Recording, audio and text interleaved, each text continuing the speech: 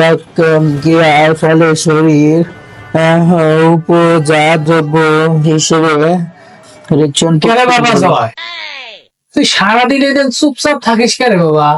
কোনটা চোখ থাকুন বাবা, মুই তো সারাদিনই পেশাল করাও। না না না, এটা মুই মানবে পারলু না। তুই কোটে কথা কইস, মুই তো অযথা বকম, অযথা তোকে মারি ধের কম, তুই তাও তো কোনো প্রতিবাদ করিস না কেরে বাবা? তোর কি হয়েছে, তুই প্রতিবাদ করিস না কেন? কে বাবা, মুই তো প্রতিবাদ করো না। কেরে বাবা, তুই কোনটা প্রতিবাদ করিস রে? মুই তো দেখুন মা। কে বাবা, তুমি কখন মুখ বকেন, মুই টয়লেটে যা শান্তি তখন দেখেন না।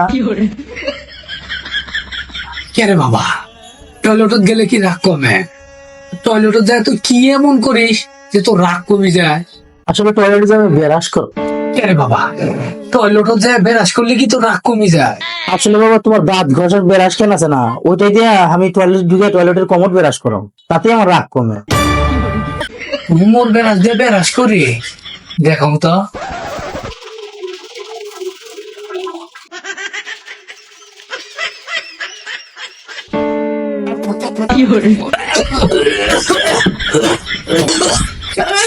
তুই করছিস কি রে? এটা কাম করছিস?